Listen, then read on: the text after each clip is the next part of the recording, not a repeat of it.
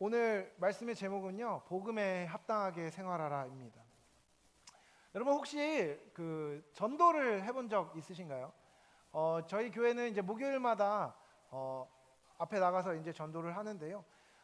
사실은 전도할 때 이제 전도 용품을 나눠드리면서 이렇게 전도를 하다 보면 사실 약간 복음을 바로 전하기는 좀 힘들어요. 근데 이제 어쨌든 휴지도 나눠드리고 뭐 겨울에는 핫팩도 나눠드리고 코로나 기간 동안에는 이제 마스크도 나눠드리고 하다 보니까 선물을 많이 받아 가셨습니다. 그런데 여러분 이렇게 전도하다가 가끔 안 받으시면서 이런 말씀을 하시는 분이 있어요. 교회 다녀요 라고 얘기하세요.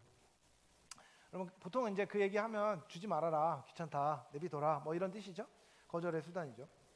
여러분 그는 교회 다닌다고 얘기하면 저희가 예, 감사합니다, 예수님 잘 믿으세요 이러고 지나갑니다. 여러분 교회에 여러분 여기 있는 분들은 다니니까 여기 앉아 있지 않으시겠습니까? 여러분 근데요, 교회를 다니면은요 예수님을 믿는 것이랑 똑같을까요? 제가 아까 그런 이야기를 했는데, 여러분 우리가 예배 시간에 와서 이렇게 앉아 있잖아요, 다들. 그리고 딴짓도 하고 옆에 있는 사람하고 떠들기도 하고 뭐 이런저런 얘기들을 하는데, 여러분 예배 자리에 앉아 있으면 예배를 드리는 것일까요? 고민하게 되는 부분입니다. 그렇죠? 여러분 교회 안에는요 다양한 사람들이 와요. 그리고 예수님을 믿기 때문에 오는 사람도 있지만 그렇지 않은 사람도 많이 있습니다. 설교 시간에 말씀을 전하면 말씀을 잘 듣는 사람도 있지만 안 듣고 딴짓하는 사람도 있고요. 그리고 무슨 얘기를 하든 상관하지 않는 사람들도 많이 있고요. 이상하게 주보를 처음부터 끝까지 정독하는 분들도 많이 있습니다. 부모님의 등살에 못 이겨서 어쩔 수 없이 앉아있는 사람들도 많이 있고요. 가정의 평화를 위해서 교회에 안 나가면은 아내가 너무 잔소리하니까 어쩔 수 없이 교회에 와주는 남편분들도 있죠. 그리고 교회를 오래 다니다 보니까 주일 아침에 습관처럼 이 자리를 찾는 사람들도 많이 있습니다.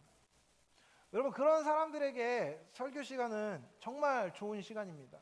왜냐하면 마음 놓고 잘 수 있는 시간이기 때문이죠.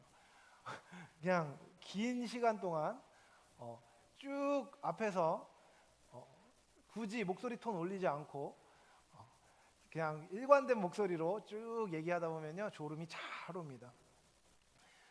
여러분 사실은요 그런 의미에서 설교 말씀은 믿는 사람들을 위한 것입니다. 말씀을 삶의 깊은 곳에 뿌리내리게 하고 열매를 맺는 것은요 신앙인에게만 가능한 것이기 때문이죠. 여러분 오늘 우리가 함께 읽은 빌립보서는요, 그리고 빌립보서를 포함한 모든 바울의 서신서들은요 믿는 사람들에게 쓰여진 것입니다. 복음을 받아들인 사람들이라는 전제가 깔려 있는 것이죠. 교회 오래 다닌 사람들이라고 해도 예수님을 영접하고 그리스도인이 된다는 것을 어떤 의미인지를 모르는 사람들도 참 많습니다.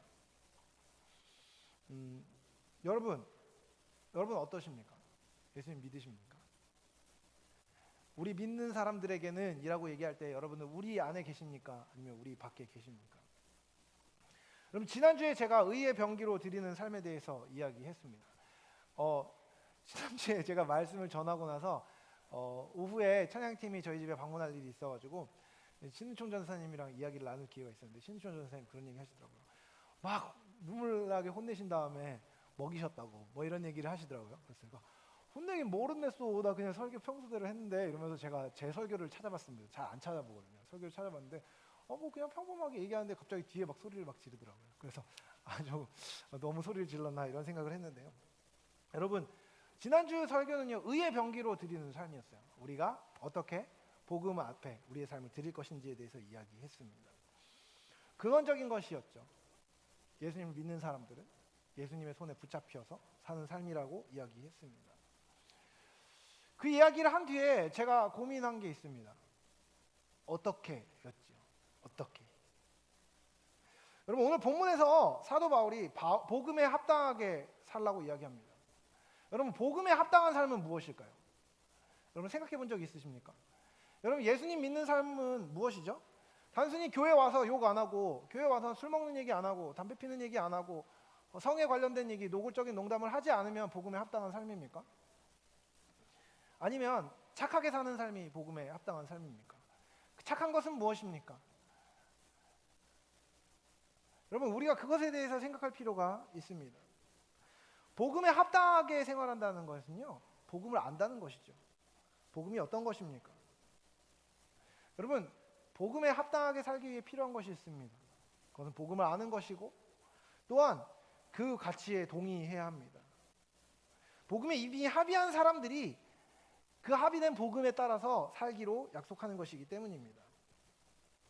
여러분, 교회에서 설교 시간에 저를 포함하여서 설교자들이 선포되는 말씀이요, 설교자들을 통해서 선포되는 말씀이 강단에서 떠드는 도덕적인 이야기, 옳은 이야기가 아니라 하나님으로부터 오는 말씀이 되려면, 그리고 그것이 여러분의 삶의 방향에 영향을 미칠 수 있는 생명의 말씀이 되기 위해서는 먼저 여러분의 영혼에 복음이 거부할 수 없는 각인으로 새겨져 있어야 하는 것입니다. 여러분, 복음에 합당한 생활을 하기 위해서는요, 복음을 기억해야 됩니다. 제가 복음에 대해서 한 번 더 이야기할 텐데, 이 이야기에 거리끼는 것이 있고 동의되지 않는 것이 있다면 그 사람은 아직 아마 신자가 아니라고 이야기해도 과언이 아닐 것입니다. 복음, 좋은 소식이란 뜻입니다.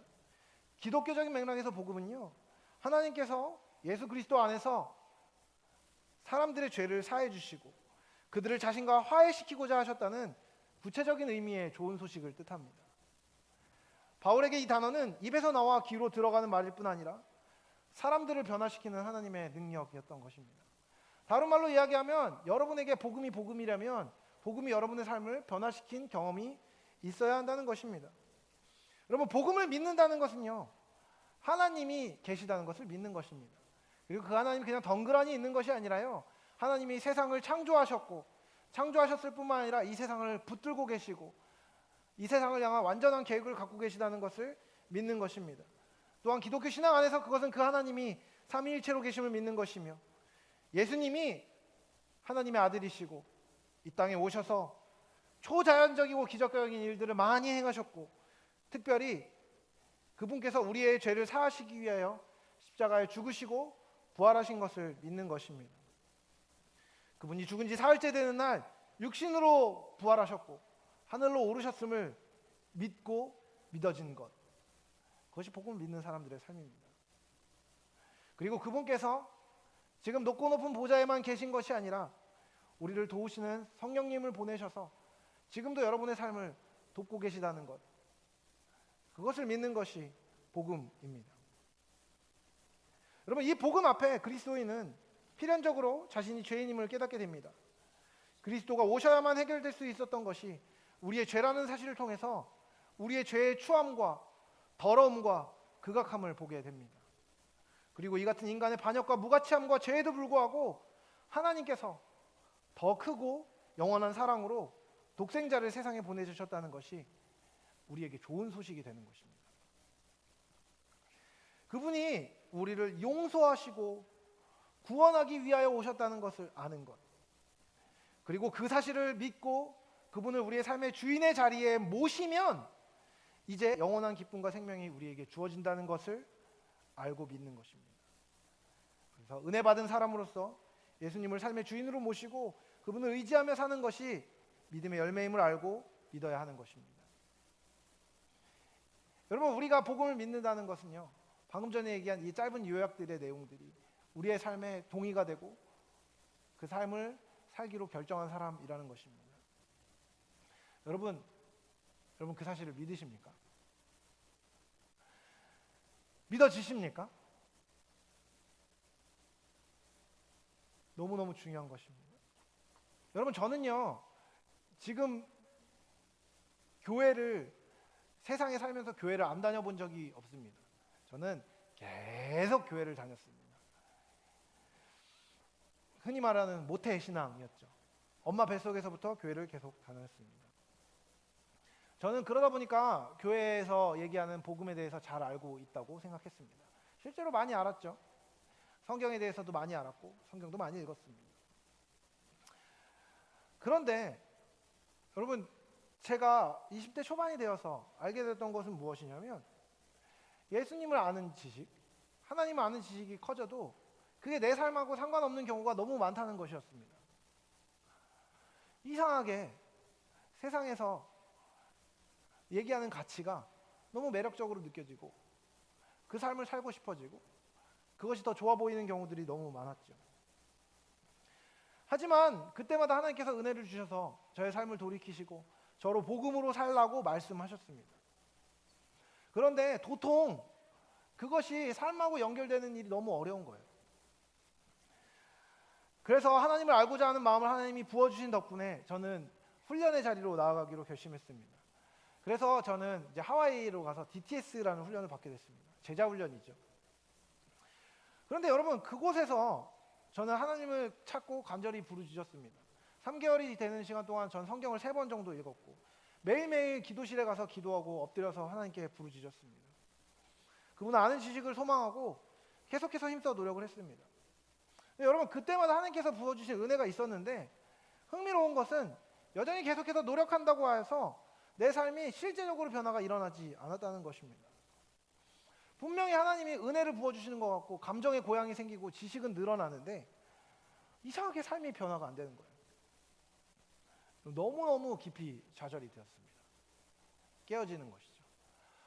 남들 다 하지 못하는 진짜 귀한 훈련의 자리에 나아가는데도 내 마음과 생각은 조금씩 변화되는 것 같고 내가 조금씩 생각이 달라지는 것 같이 느껴짐에도 불구하고 지식도 많이 생기고 많은 것들을 알게 되었음에도 불구하고 여전히 삶이 변하지 않는 것들이 느껴졌습니다.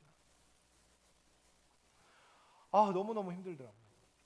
분명히 진지하게 했는데 진지하게 하나님 앞에 엎드렸는데도 잘 바뀌지 않는 것 같은 느낌이 들었습니다.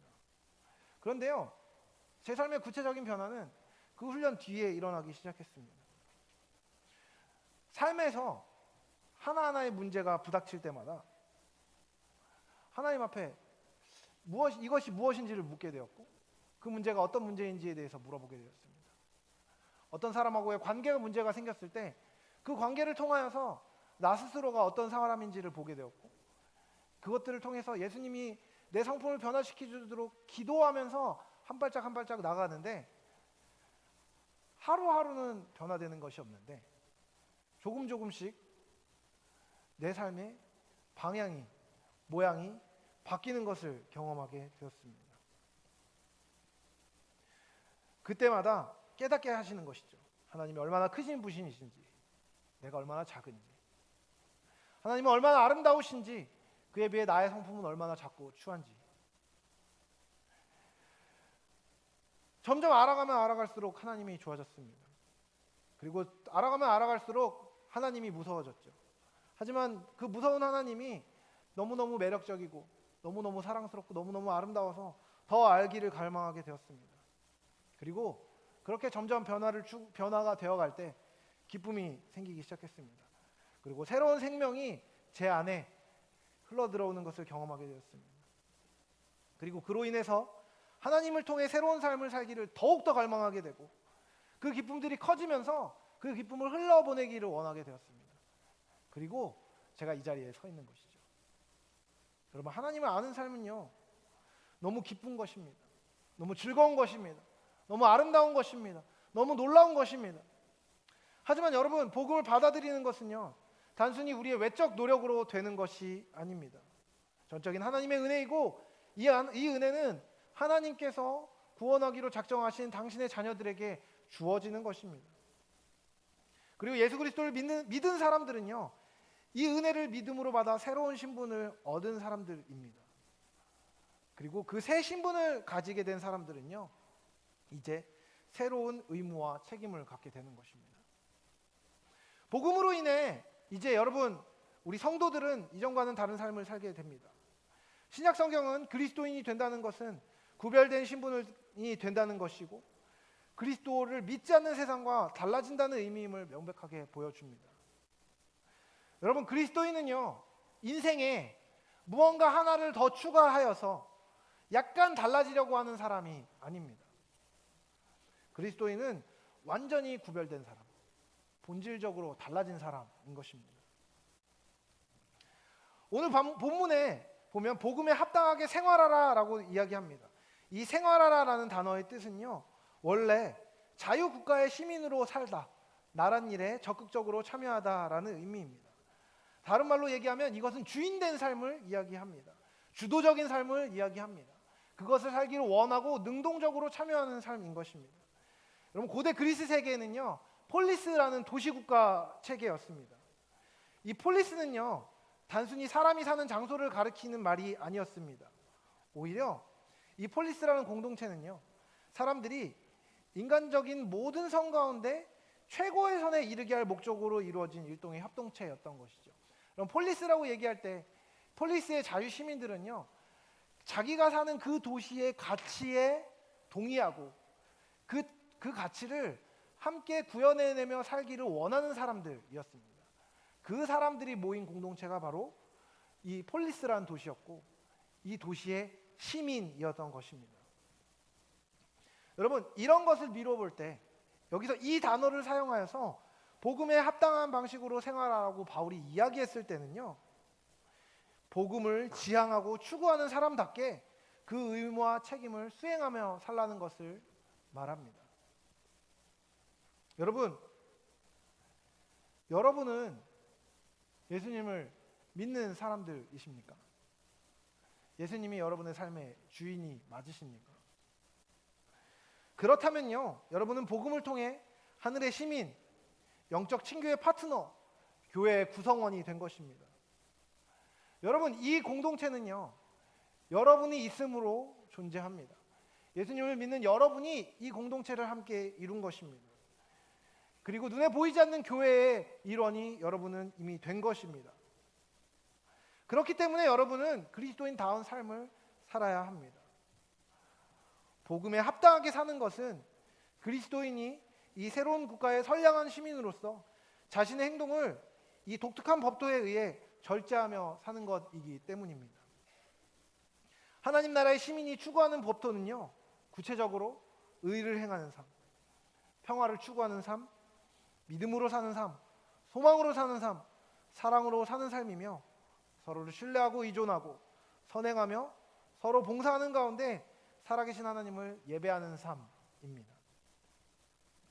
이 복음의 기쁨을 누린 사람이라면 이 의무와 책임을 다하는 것까지 억지로 하지 않고 기쁨으로 할 수 있게 되는 것입니다. 여러분, 그렇다면 복음에 합당한 삶의 양상은 어떤 것입니까? 어떤 모습이어야 합니까? 먼저 은혜를 입은 자답게 살아야 한다는 것입니다. 여러분, 고개를 들어보십시오. 여러분이 예수 그리스도의 은혜를 받은 사람들 맞습니까? 여러분, 그것은 무엇으로부터의 구원입니까? 죄와 죄의 결과인 사망으로부터의 구원입니다. 여러분이 잘못한 것들이요, 단순하게 잘못한 행동과 성품이 없어진 것이 아니라 여러분이 죄된 행동을 할 때 주어지는 결과를 예수님이 없애주신 것입니다.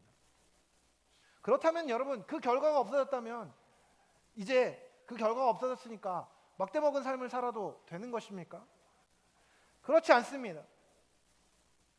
여러분, 그에 합당한 모습으로 살기 위하여, 변화되기 위하여 삶을, 가치를, 마음을, 행동을, 말을, 생각을 헌신해야 하는 것입니다.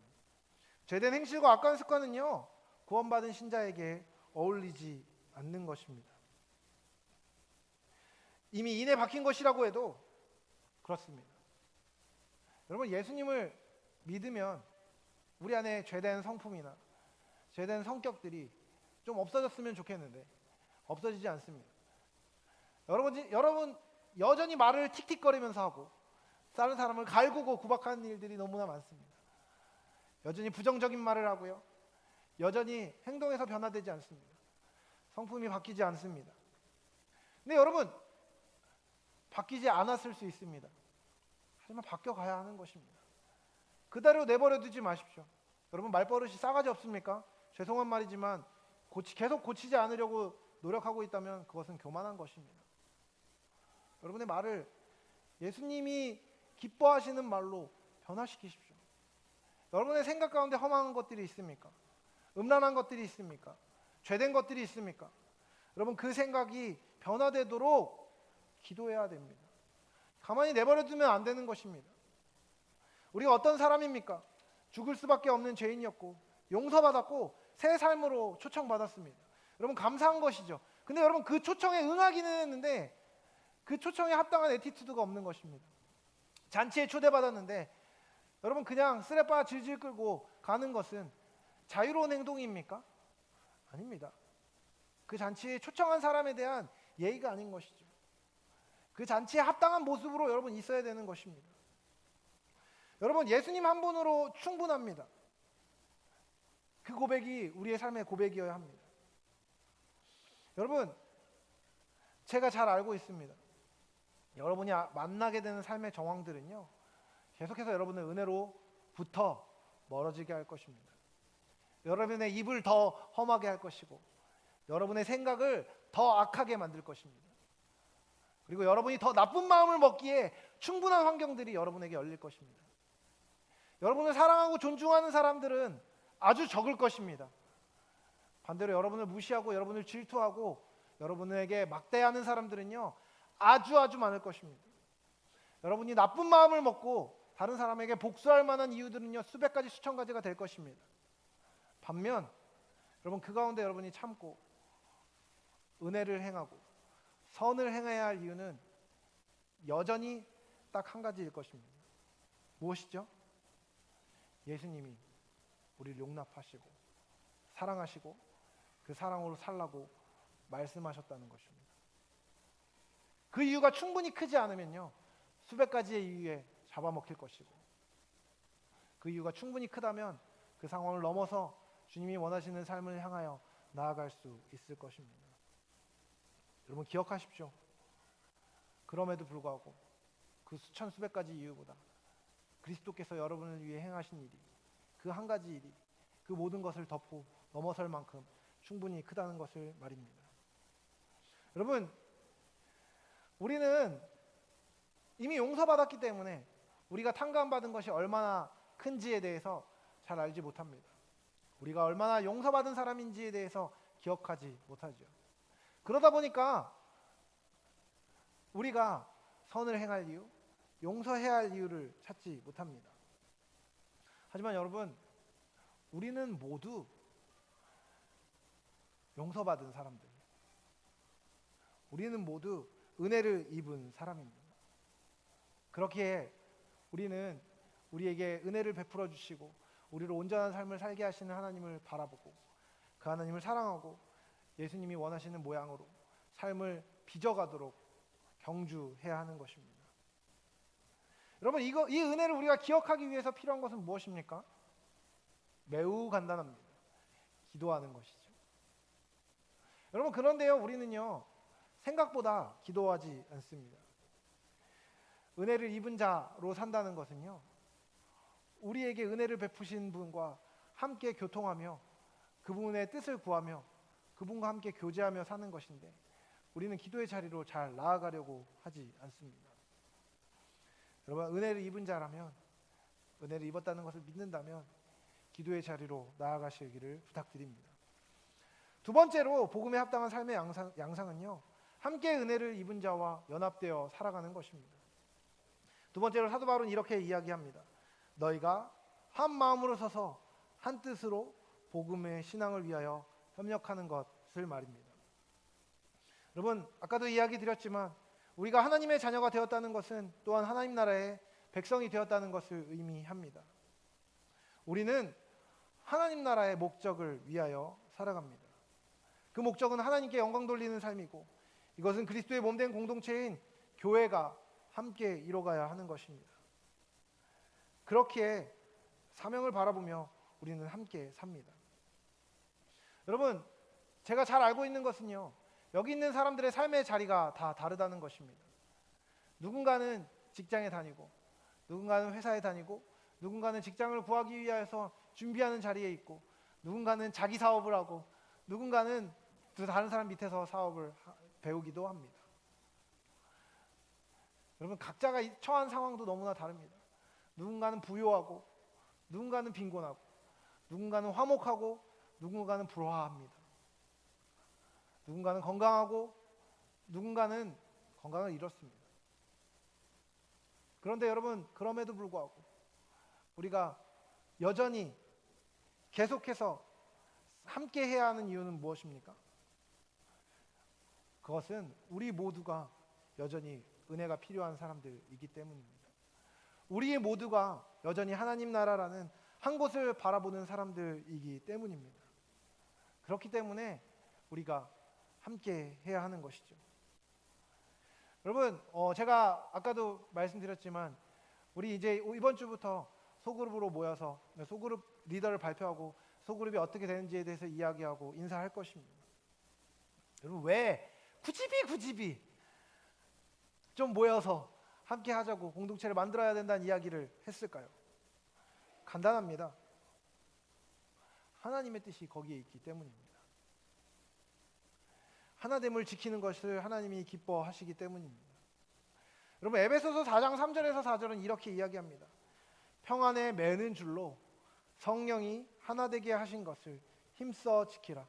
몸이 하나요 성령도 한 분이시니 이와 같이 너희가 부르심의 한 소망 안에서 부르심을 받았느니라. 여러분, 성경은요 하나 되라고, 하나 되도록 애쓰라고 말하지 않습니다. 여러분이 예수님을 믿었다면 이미 하나라고 말씀하십니다. 하나가 되신 그 공동체를 지키라고 말씀하시는 것입니다. 여러분, 우리는 모두 예수님을 믿는 사람들이지만 여전히 믿음 가운데 있지 못한 연약함을 갖고 있는 사람들임을 잘 알고 있습니다.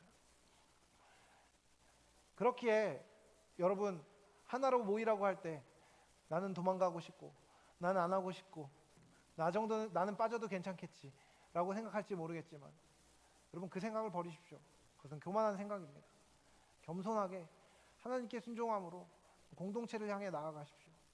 공동체를 이루십시오. 그 은혜를 구하십시오. 주님께서 복음에 합당한 삶의 모양으로 여러분을 그 연약한 가운데 빚어나가실 것입니다. 여러분, 옆에 있는 사람이 혹시 마음에 안 드십니까? 이 공동체가 혹시 마음에 안 드는 모양이 있으십니까? 여러분, 옆에 있는 사람 안에 여러분이 도저히 용납되지 않는 안타까운 모양이 있으십니까? 여러분, 하나님이 그렇게 두신 것입니다. 왜요? 잠언 말씀처럼 철이 철을 날카롭게 하는 것처럼 서로를 빚어가고 주님이 원하시는 모양으로 변화시키기 위하여서 하나님께서 여러분 안에 계속해서 강철을 두시는 것이죠. 옆에 있는 지체들을 잠깐 한번 보시겠습니까? 여러분, 거기 있는 그 사람들이 여러분의 강철입니다. 또한 그 사람에게 여러분이 강철인 것이죠. 하나님이 여러분을 빚어나가는 귀중한 도구이고 귀중한 동역자입니다. 그 사람들을 사랑하십시오. 용납하십시오. 아끼십시오. 비록 그럴 만한 모양이 여러분 안 돼 보인다고 하더라도 그 사람이 하나님이 예비하신 그 사람입니다. 세 번째로, 복음에 합당한 사람은요 두려움 없이 영혼을 바랍니다. 받은 은혜를 기억하고 함께하는 사람들과 함께 이 땅에서 영혼을 바라보며 살 때 우리는 어려움을 겪을 수 있습니다. 아니, 여러분, 필연적으로 어려움을 겪을 수밖에 없습니다. 여러분, 복음으로 사는 삶은 무엇입니까? 계속해서 이야기하지만 예수님을 믿고 받은 은혜로 말미암아 예수님이 원하시는 삶을 사는 것입니다. 그것은요 사랑할 수 없는 사람을 사랑하는 삶이고 용서할 수 없는 사람을 용서하는 삶이며 도저히 할 수 없어 보이는 그 일을 해나가는 삶입니다. 여러분, 그와 같은 삶을 살면 사람들이 무엇이라고 할까요? 바보라고 이야기할 것이고 멍청하다고 이야기할 것이고 유난 떤다고 이야기할 것이고 한편으로는 재수없다고 이야기할 것입니다. 그리고 여러분을 실제로 질투할 수도 있고요. 여러분을 비난할 수도 있습니다. 심지어 그런 삶을 살겠노라고 얘기했음에도 불구하고 갖고 있는 여러분의 연약함 때문에 여러분을 공격할 수도 있습니다. 그러면요 여러분 정말 무서울 겁니다. 하지만 여러분 기억하십시오. 우리의 힘으로 그것을 이길 수 없다고 해도 주님께서 함께 하실 때 이겨질 것입니다.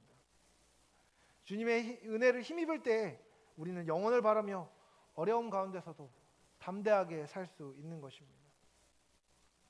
여러분, 이런 말씀을 전하고 특히 제가 말씀을 선포하다 보면 여러분이 쉽게 착각하는 것들이 있습니다. 그것은 목사이고 설교자이고 신앙인인 제가 약점 없이 살 거라는 생각입니다. 물론 저하고 가까이 있는 사람들은 그렇지 않다는 것을 너무너무 잘 알고 있겠지만 그러면 저도요 연약한 사람입니다.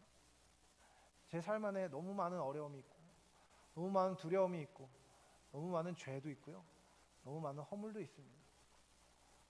불과 얼마 전에 제 말실수 때문에 우리 지체 중에 한 명이 상처받았다는 얘기 듣고 발을 동동 구르기도 했고 실제로 많은 실수를 저지릅니다.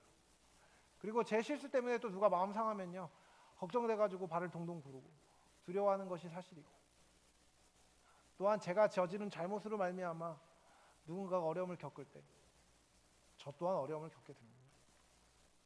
그리고 여러분 도저히 해결될 것 같아 보이지 않은 많은 삶의 문제들을요 저도 겪고 만나게 됩니다. 그런데 저는 여러분 어떻게 이렇게 이야기할 수 있을까요? 영원을 바라며 어려운 가운데 담대해야 한다고 어떻게 이야기할 수 있습니까? 간단합니다. 하나님이 살아계시고 살아계신 하나님께서 내 삶 안에 지금도 악이 아니라 선으로 행하고 계심을 믿기 때문입니다. 너희를 향한 나의 생각을 내가 아나니 재앙이 아니로 평안이고 장래에 소망을 주기 위한 것이라는 하나님의 약속을 믿는 것이죠. 여러분 우리에게는 영원한 승리, 궁극의 승리가 예비되어 있습니다. 구원을 믿고 하나님을 의지하는 것 자체가 복음으로 살고 있다는 의미입니다. 복음에 합당한 삶은요 예비된 구원에 대한 확신으로 이 땅에서 힘있게 사는 것입니다. 실수를 두려워하지 않는 것입니다. 조금의 어려움 혹은 아무리 커다란 어려움이라고 하더라도 작은 실수 아니 돌이킬 수 없어 보이는 커다란 실수라고 하더라도 하나님을 경외하고 하나님께 순종함으로 행하면 영원한 하나님 나라에서의 기쁨에 대한 소망과 이 땅에서 하나님을 알아가는 삶의 소망이 있음으로 말미암아 이 땅에서 이겨내며 살아지는 것입니다. 여러분 제가 계속해서 말하지만 살아내는 것이 아닙니다. 진땀 흘려가면서 어쩔 수 없이 끙끙거리면서 애쓰며 살아내는 것이 아니라 주님께 의지함으로 주님을 바라봄으로 주님의 은혜를 힘입음으로 살아지는 것입니다. 그것이 그리스도인의 삶인 것입니다. 물론 우리가 살아낸다고 이야기할 때는요 주님께 의지하기 위해서 분투하는 많은 과정들을 이야기합니다. 하지만 저는 여러분 그것보다 이런 표현을 더 좋아합니다. 주님께 잇대어서 그분의 인도하심을 받는 것, 주님께서 밀어가시는 대로 따라가는 것. 신앙생활은요 능동태이기보다 주님께서 인도하신다는 의미에서 수동태이고 또한 주님께서 우리를 움직이게 하신다는 것에서 피동적인 것입니다. 우리는 그것을 선택하였기에 주님의 복음에 따라 사는 삶을 선택하였기에 복음에 합당한 삶으로 인도되어질 수 있는 사람들인 것이죠. 여러분 복음을 아는 것 그리고 복음에 합당한 삶을 사는 것은요 가볍게 여겨도 되는 일이 아닙니다. 하나님이 계심을 알고 그분의 살아계심 앞에 살고 있다면 이것은 현재적이고 직접적이고 급박한 문제입니다. 여러분 하나님이 살아계시다면 아니 여러분 하나님이 살아계신다는 것을 여러분 믿으십니까? 그런데 여러분 그 믿음과 여러분의 삶이 직접적으로 연결되고 있습니까? 여러분 하나님이 살아계시다면 여러분이 어려울 때 여러분은 무엇을 행해야 합니까? 하나님이 지혜를 주시는 분이라면요 여러분이 공부하고 지혜를 구해야 하는 순간에 여러분이 해야 될 일은 무엇입니까? 하나님이 여러분의 주기를 원하시는 많은 것들을 갖고 계신데 하나님이 갖고 계시다고 고백하면서 하나님께 구하지 않는다는 것은 하나님이 계심을 인정하는 것입니까? 아니면 하나님을 무시하는 것입니까? 분명 내가 어려운 상황 가운데 도움이 필요한데 하나님이 도와주실 수 있는 분이라는 것을 생각은 하는데 그분께 기도하지 않는 것은 그분을 경외하는 것입니까? 그분을 무시하는 것입니까? 여러분, 하나님이 살아계신다는 것을 믿는다면 드러난 하나님의 뜻에 순종하는 것이 맞습니까? 아니면 자기 마음대로 사는 것이 맞습니까? 제가 성경 공부 시간에도 그런 이야기를 했었는데요. 제가 이 교회에 와서 들은 몇 가지 이야기가 있습니다. 목사님 열정맨, 혹은 목사님은 너무 이상적이다, 이런 이야기를 몇 번 들었던 것 같습니다. 여러분, 근데요, 그거 아십니까? 저는 지독한 현실주의자입니다. 객관적인 사실에 근거하지 않으면 어지간하면 행동하지 않습니다. 여러분, 하나님이 살아계시다는 것을 정말 믿는다면요, 하나님이 살아계신 것처럼 살아야 합니다. 저는 하나님이 살아계시다는 것을 믿기 때문에 여러분에게 담대하게 이야기하는 것입니다. 여러분 마음대로 살지 말고 하나님의 뜻에 합하게 살라고. 저는 하나님이 용서하시는 분이심을 믿기 때문에 여러분에게 이야기하는 것입니다. 받은 용서를 베풀며 살라고. 저는 하나님이 사랑하는 분이심을 믿기 때문에, 저를 사랑하심을 믿기 때문에 전심으로 사랑하고 여러분도 그 사랑을 하라고 이야기하는 것입니다. 자연스럽지 않습니까? 여러분의 삶의 모양은 어떻습니까? 여러분 자연스럽게 살고 계십니까? 여러분이 믿는 것과 여러분의 삶이 연결되고 있으십니까? 여러분 진지한 삶을 살기 원하십니까? 바르게 살기 원하십니까? 여러분 인생에 대해 바른 태도를 가지고 계십니까? 저는요, 인생이 진지하다면 반드시 하나님의 사심 앞에 진지해야 된다고 믿습니다. 그분이 계시냐 안 계시냐는요, 우리의 삶의 기반이자 우리의 삶의 방향을 정할 좋은 척도이기 때문입니다. 하나님이 살아계시다면 여러분 하나님 뜻대로 사십시오. 그리고 하나님이 살아계시지 않다고 확실하게 믿는다면, 여러분의 인생을 여러분이 책임질 수 있다고 믿는다면 여러분 그렇게 살아야 되는 것입니다. 그것이 인간으로서 책임 있는 삶의 태도입니다. 하지만 여러분 기억하십시오. 하나님이 계시고 우리에게 은혜를 허락하신 하나님의 백성이 여러분이 이미 되었다면 받은 은혜에 대해 마땅한 반응을 하며 살아야 합니다. 복음을 가졌다면 복음에 합당하게 생활하십시오. 복음을 가지지 않은 사람이라면 하나님 앞에서 여러분 태도를 정하십시오. 어정쩡하게 사지 마십시오. 다른 사람 때문에 어쩔 수 없이 교회 다니는 일을 멈추십시오. 누군가의 부탁 때문에 어쩔 수 없이 자리에 앉아있지 마십시오. 바보 같은 일입니다. 하나님이 살아계시다면 여러분, 그리고 하나님이 살아계신지 아직 잘 모르겠는데 그게 맞는 것처럼 혹시 느껴지신다면 기도하십시오. 하나님 앞에 태도를 정하고 복음을 깊이 깨닫고 알게 되는 은혜가 임하도록 기도하며 그것에 진지하게 시간을 쏟는 것이 여러분이 마땅히 해야 할 책임 있는 태도입니다. 창조주 앞에 바른 삶을 살 수 있도록 해달라고 도움을 구하는 것만이 헛된 것이 아니라 참된 것을 추구하며 사는 삶의 시작입니다. 하나님께로부터 난 하나님의 자녀된 여러분, 부디 복음에 합당한 삶을 사십시오. 그리고 그 삶을 통해 하나님께 영광 돌릴 뿐만 아니라 생명과 기쁨이 풍성한 삶을 누리는 여러분이 되시길 사랑하는 주님의 이름으로 축복합니다.